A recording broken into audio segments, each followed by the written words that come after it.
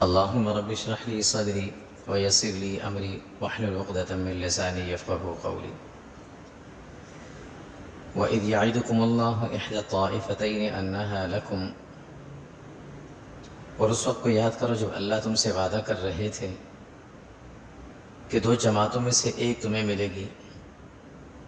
وَتَوَدُّونَ أَنَّ غَيْرَ ذَاتِ الشَّوْكَةِ تَكُونُ لَكُمْ، اور تم یہ چاہتے تھے کہ جو زیادہ سخت نہیں ہے وہ ہمیں ملے. وَيُرِيدُ اللَّهُ أَن يُحِقَّ الْحَقَّ بِكَلِمَاتِهِ، اور اللہ چاہتے تھے کہ اپنے حکم سے حق کو واضح کریں.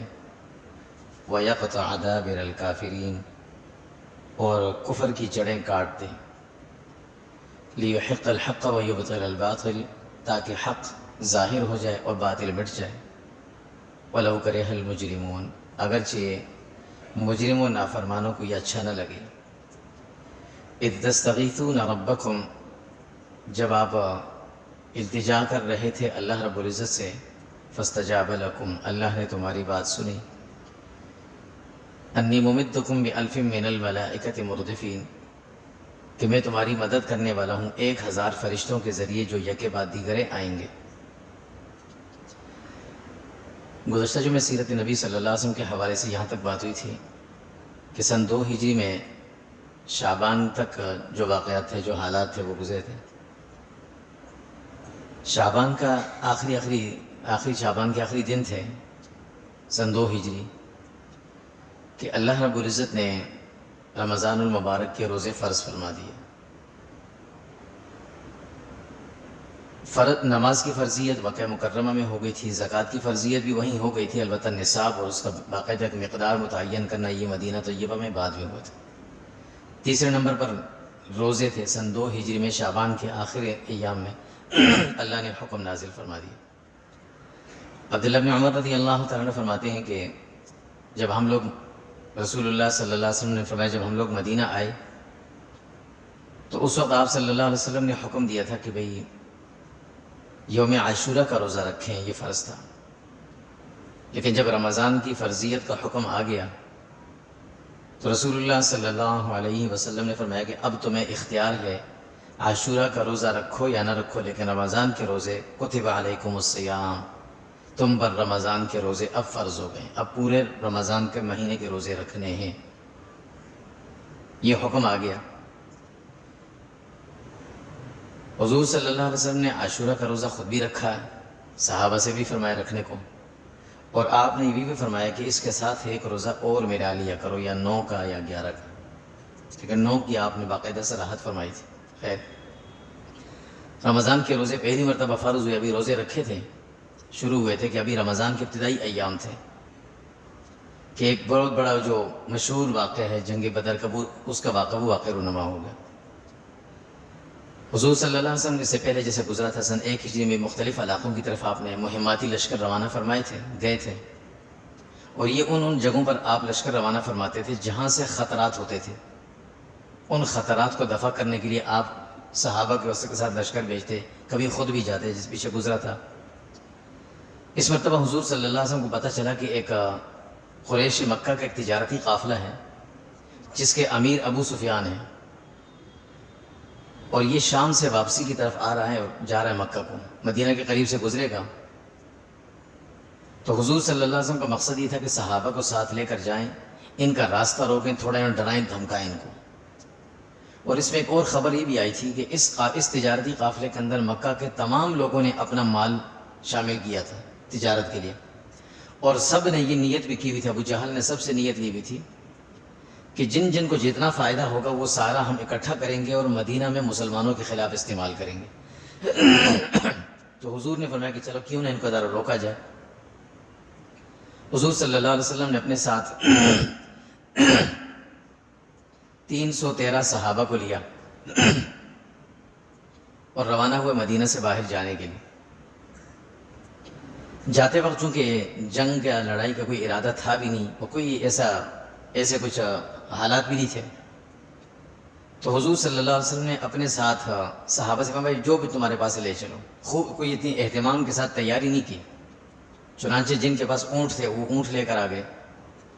2 صحابہ کے پاس گھوڑے تھے حضرت زبیر بن عوام رضی اللہ تعالیٰ عنہ اور حضرت مقداد بن اسود رضی اللہ تعالیٰ عنہ دونوں کے پاس گھوڑے تھے. یہ اپنے گھوڑے لے کر آ گئے.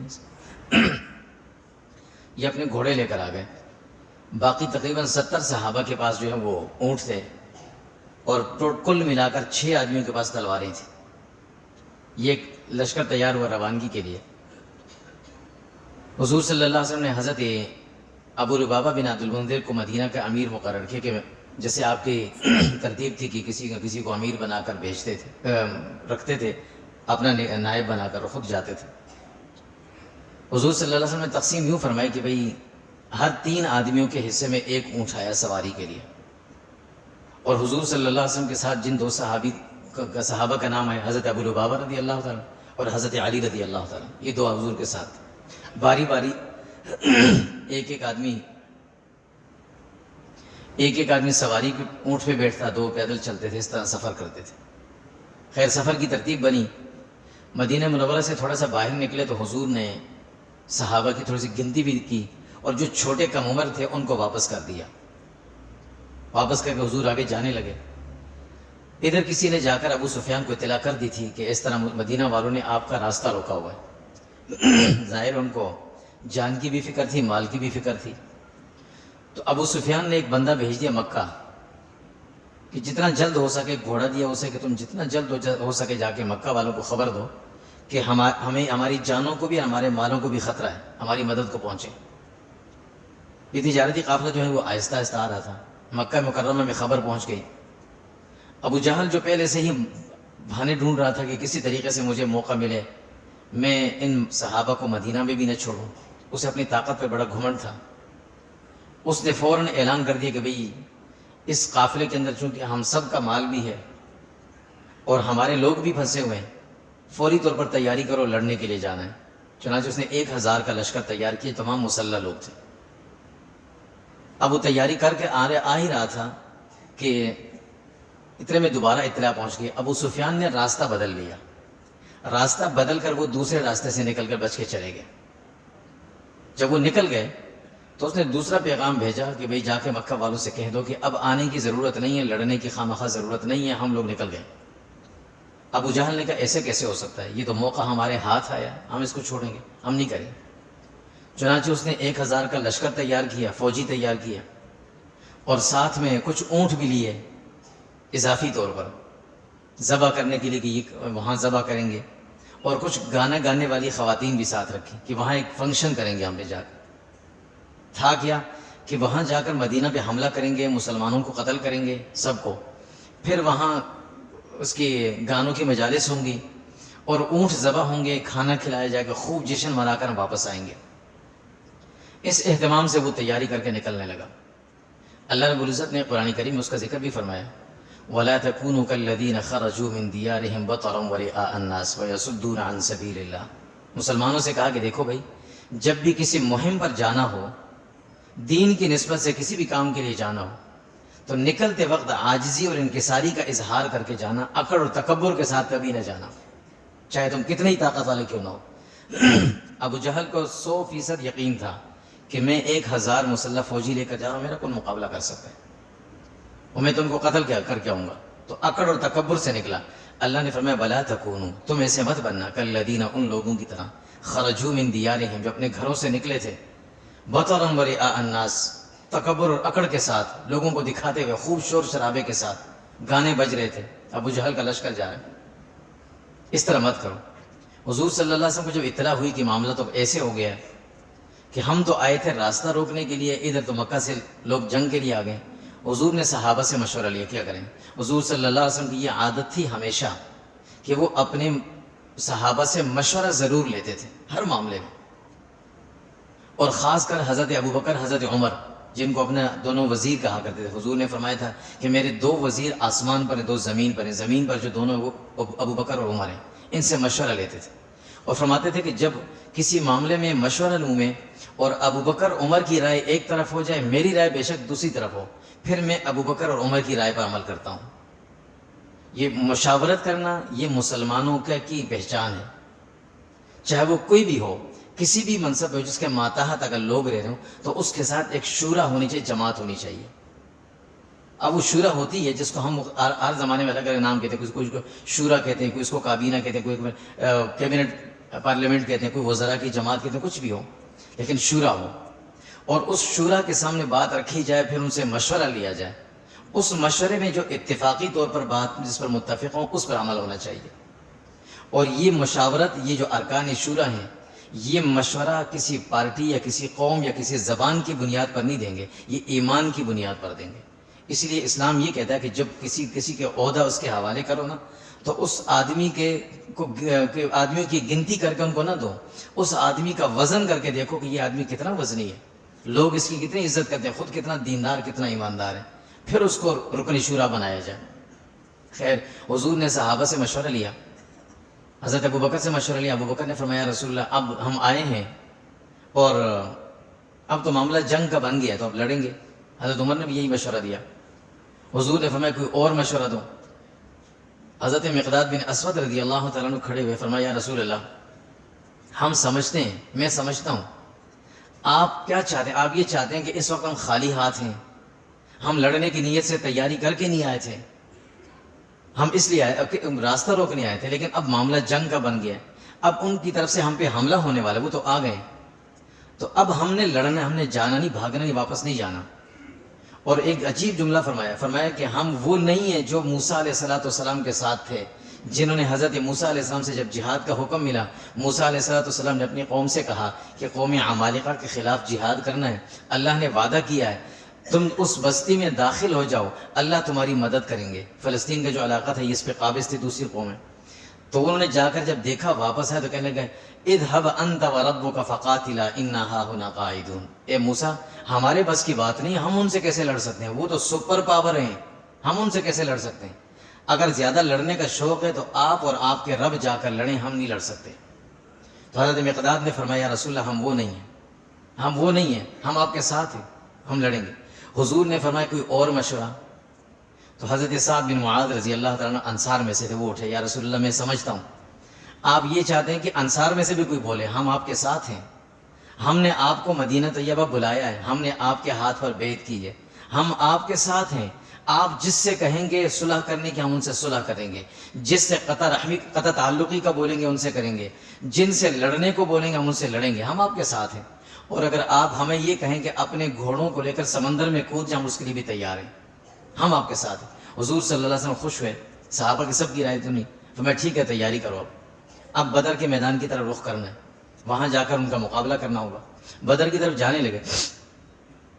حضرت سعد رضی اللہ عنہ بھی دیگر صحابہ بھی تھے. حضور صلی اللہ علیہ وسلم بھی بدر کے میدان میں جب پہنچے تو مشرکین مکہ پہلے سے پہنچ چکے تھے. یہ بدر جب مدینہ طیبہ سے آتے ہیں مکہ کی طرف، لیکن جو عام شاہراہ ہے اس پر نہیں، جو عام شاہراہ مکہ کی طرف آتی ہے اس پہ نہیں ہے، یہ ذرا تھوڑا سا ہٹ کرے، تقریباً مدینہ سے 170 یا 150 کلومیٹر کا فاصلہ ہے. وہاں پر وہ لوگ پہلے پہنچ چکے تھے. جب صحابہ پہنچے شام کے وقت میں، رمضان کا مہینہ، ابتدائی رمضان تھے، ایام تھے، روزے بھی رکھے ہوئے صحابہ نے، اور تیاری بھی کوئی جنگ کی نہیں تھی. میدان بدر میں جب پہنچے تو پتہ چلا کہ مکہ والے پہلے پہنچ چکے ہیں. بدر کے میدان میں ایک طرف جو ہے وہ بالکل ریتیلا ہے، اور ایک حصہ اس کا ذرا تھوڑا سا مٹی اور وہ ہے پتھر بھی تھوڑے تھوڑے. تو یہ جو مکہ اس طرف پانی بھی تھا اس زمانے، اب تو پتہ نہیں چلتا، اس وقت پانی بھی تھا. تو یہ مکہ والے پہلے اس حصے پہ آ کر ہم نے مورچے بنا کر بیٹھ گئے جس حصے میں پانی تھا اور زمین بھی سخت تھی. اب دوسری طرف ساری ریت ہی ریت تھی، اس ریت میں چلنا مشکل ہوتا ہے، آدمی بھاگ نہیں سکتا. حضور صلی اللہ علیہ وسلم رات کے وقت میں وہاں پہنچے، اب وہ ریت والے حصے میں رکے. حضرت علی رضی اللہ تعالیٰ عنہ فرماتے ہیں کہ رات کے وقت تھا، صحابہ سب میدان میں جب پہنچے تو حضور صلی اللہ علیہ وسلم نے صحابہ سے فرمایا بھی اپنی اپنی جگہوں پر بیٹھ جاؤ، آرام کر لو تھوڑا. حضرت علی فرماتے ہیں کہ عجیب کیفیت تھی کہ جنگ، میدان جنگ میں دشمن سامنے، اور تمام صحابہ اس رات کو سو گئے، سب کو نیند آ گئی سوائے حضور صلی اللہ علیہ وسلم کے. حضور صلی اللہ علیہ وسلم جاگ رہے تھے. حضرت سعد رضی اللہ تعالیٰ عنہ نے ایک چھوٹا سا چبوترا سا بنایا تھا. یہ وہی چبوترا جو آج کل اگر بدر میں کوئی گیا ہو دیکھا ہو تو ایک مسجد بنی ہے بالکل روڈ کے کنارے، میدان بدر کے بالکل ساتھ ہے، مسجد عریش کے نام سے مشہور ہے، اکثر بند رہتی ہے، کبھی کبھی کھلتی ہے. وہ جگہ تھی جہاں حضور صلی اللہ علیہ وسلم کے لیے ایک چھپرا سا بنایا چھوٹا سا. حضور صلی اللہ علیہ وسلم سے حضرت سعد نے فرمایا رسول اللہ آپ اس کے اندر بیٹھیں، ہم باہر کھڑے ہوں گے. اور حضرت سعد رضی اللہ تعالیٰ عنہ رات بھر تلوار لے کر اس چپرے کے سامنے کھڑے رہے، پہرا دیتے رہے. حضور صلی اللہ علیہ وسلم پوری رات نفل میں دعاؤں میں لگے رہے، دعائیں مانگتے رہے اللہ رب العزت سے مدد کی، نصرت کی، کیونکہ حالات ایسے تھے. اللہ رب العزت کا کرنا یہ ہوا کہ رات کو ہلکی بارش ہوئی. اس بارش کا فائدہ یہ ہوا کہ جو ریت والا حصہ تھا اس میں وہ ریت جم گئی اور جگہ جگہ چھوٹے چھوٹے وہ بن گئے پانی کے، وہ چھوٹے چھوٹے حوض سے بن گئے، پانی بھی جمع ہو گیا. تو جو ان کو مسلمانوں کو پانی کی ضرورت تھی وہ بھی اللہ نے پوری کر دی. ریت جم گئی، اس پر چلنا بھی آسان ہو گیا. دوسری طرف جو مٹی تھی سخت، وہ تھوڑی سی چکناہٹ اس کے اندر آ گئی، اس میں پھسلن شروع ہو گئی. ان کے لیے مشکل ہو گئی. اللہ کی مدد تھی پہلی. اللہ رب العزت نے سورہ انفال کی اس آیت میں ذکر فرمایا کہ وَإِذْ يَعِدُكُمُ اللَّهُ، اس وقت کو یاد کرو اللہ تم سے وعدہ کر رہے تھے کہ احد الطائفتین انہا لکم، کہ دو لشکر ہیں، ایک ابو سفیان کا لشکر ہے، ایک ابو جہل کا ہے. ایک سے تمہارا مقابلہ ہونا ہے، سامنا ہونا ہے. یا تو ابو سفیان کے لشکر کو پکڑ لو گے اور یا تم ابو جہل سے کے لشکر سے تمہاری جنگ ہوگی. احد الطائفتین انہا لکم، ایک سے تمہارا سامنا ہوگا. اور فرمایا وتودون، صحابہ سے فرمایا کہ تم چاہتے تھے ان غیر ذات الشوکہ، وہ جو مسلح لشکر ہے نا وہ نہیں، دوسرا والا غیر ذات الشوکہ. شوکہ لغت میں کہا جاتا ہے کانٹوں کو، کوئی دھاری دار چیز ہوتا ہے نا، لوہا جیسے نیزے ہوتے ہیں، تیر و کمان ہوتی ہے، تیر ہوتے ہیں، ان کو کہتے ہیں شوکہ. تو مسلمانوں سے کہا تم یہ چاہتے تھے کہ وہ جو اسلحے والے ان سے ہمارا سامنا نہ ہو، ابو سفیان والے سے سامنا ہو جائے، ہم ان سے ان کو تنگ بھی کریں، روک بھی لیں، ان سے سامان بھی لے لیں گے. لیکن اللہ کیا فرماتے ہیں؟ اللہ فرماتے ہیں وَيُرِيدُ اللَّهُ، اللہ کچھ اور چاہ رہے تھے.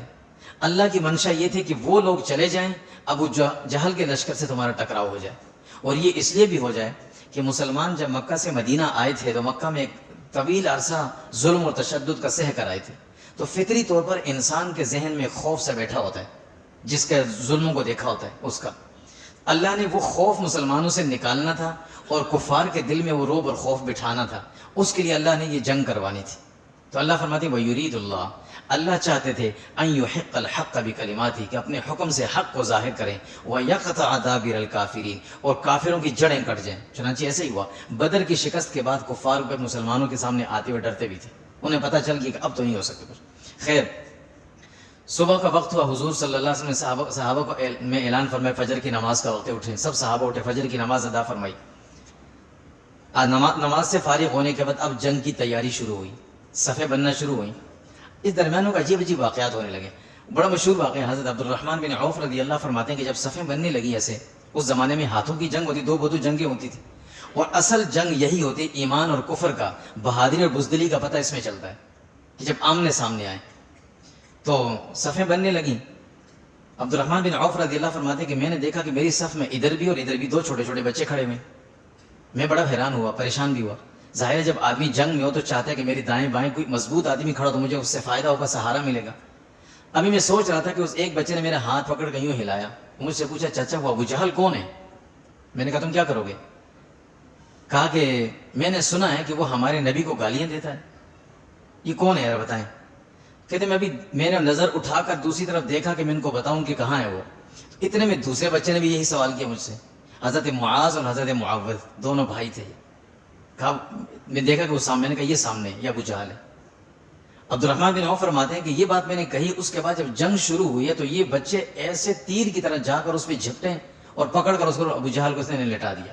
خیر حضور صلی اللہ علیہ وسلم فجر کو جب اٹھے، فجر کے بعد آپ نے صفیں سیدھی کی. اس سے پہلے آپ نے صحابہ سے فرمایا، ابو بکر رضی اللہ فرماتے ہیں ان کا ہاتھ پکڑا اور فرمایا کہ اللہ نے مدد کا وعدہ کر لیا ہے، مدد اللہ کی آئے گی. آؤ میں آپ کو ایک چیز بتاتا ہوں.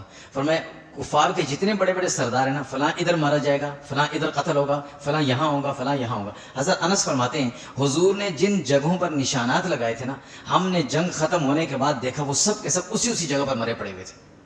اللہ نے مدد کا وعدہ کیا تھا. اور اللہ نے وعدہ بھی کیسے کیا؟ اللہ نے فرمایا کہ دیکھو اس طرف تم چاہتے ہو کہ وہ زیادہ لوگ ہیں تو کوئی بات نہیں، اذ تستغیثون ربکم فاستجاب لکم، اللہ نے تمہاری دعائیں قبول کر لی. انی ممدکم بألف من الملائکہ، فرمایا کہ ادھر سے 1000 کا لشکر ہے، کوئی بات نہیں، میں 1000 فرشتے بھیجوں گا، 1000 فرشتے مدد کو آئیں گے. اور بعض صحابہ فرماتے ہیں کہ اس میں یہ پہلا موقع تھا جہاں اللہ رب العزت نے فرشتوں کو بھیجا تھا صحابہ کی مدد کے لیے. اور بعض صحابہ فرماتے ہیں کہ ہم نے دیکھا بھی انسانی شکل میں کچھ کو، لیکن ہمیں اس وقت تو پتہ نہیں چلا. بعد میں حضور نے فرمایا کہ یہ فرشتے تھے جو اللہ نے مدد کے لیے بھیجے تھے.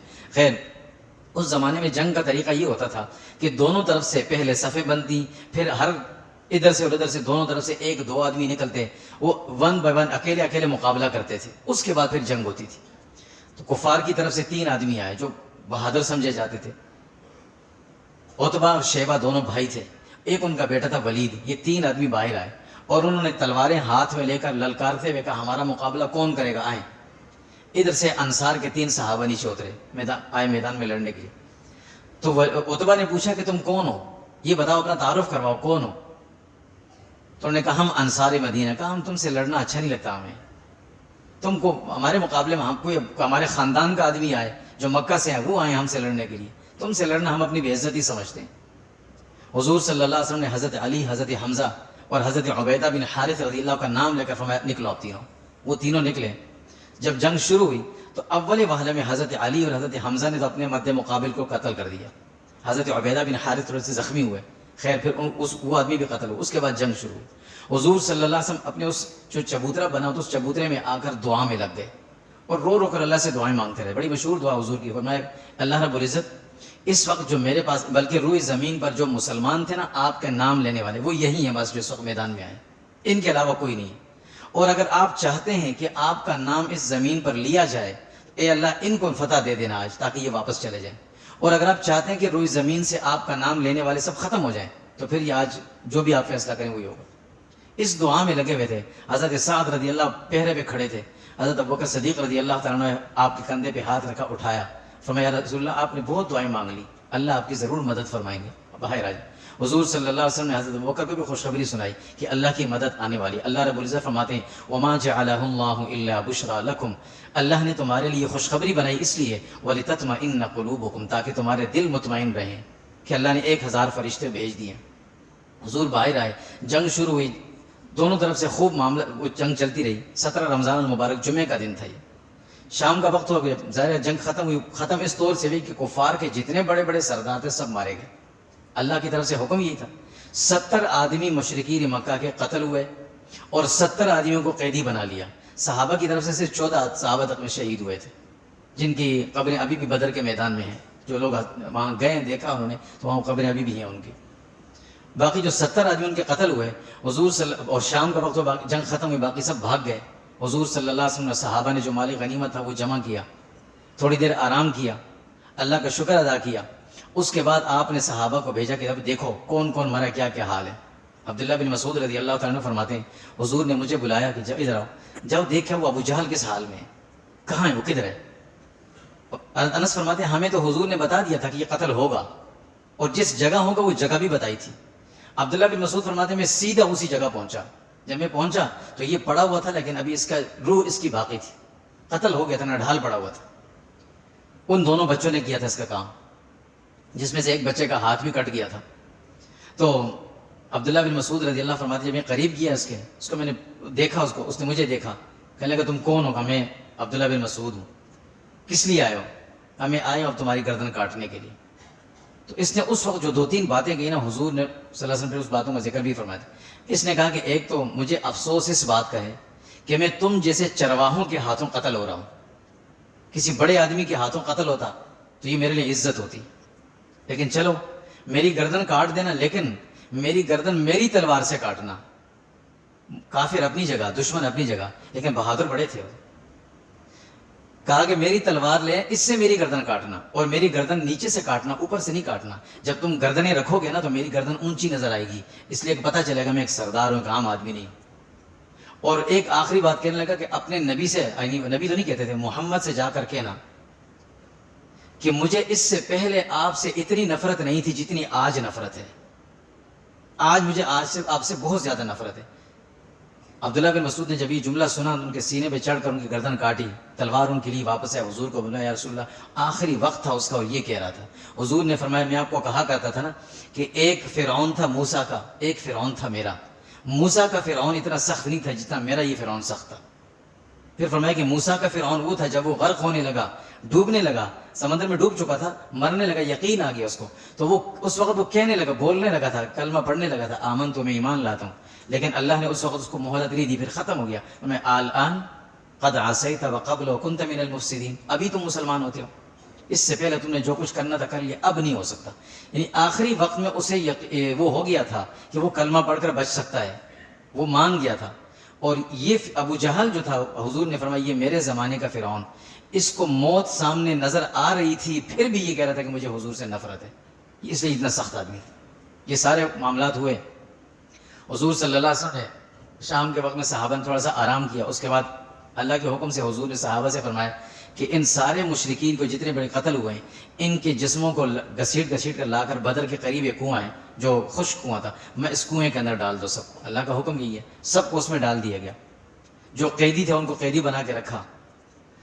مال غنیمت جو تھا وہ صحابہ میں بھی تقسیم نہیں کیا, جمع کر کے رکھا. اور ایک صحابی کو بھیجا مدینہ طیبہ اطلاع دینے کے لیے کہ جاؤ مدینہ والوں کو جا کر بتا دو کہ اللہ نے ہماری مدد فرما دی, اللہ نے ہماری مدد فرمائی, ہمیں فتح مل گئی. ظاہر اس زمانے میں آلات یہ مواصلات کے ظاہر تو تھے نہیں. تو وہ صحابی فرماتے جب میں مدینہ پہنچا بھاگے ظاہر ہے خوشی تھی, خوشی کی خبر لے کے جا رہے ہیں, بڑی وہ تھی. جب میں مدینہ پہنچا تو اسی دن جب میں پہنچا تو لوگ جنت البقیع سے نکل رہے تھے, قبرستان سے تدفین کر کے.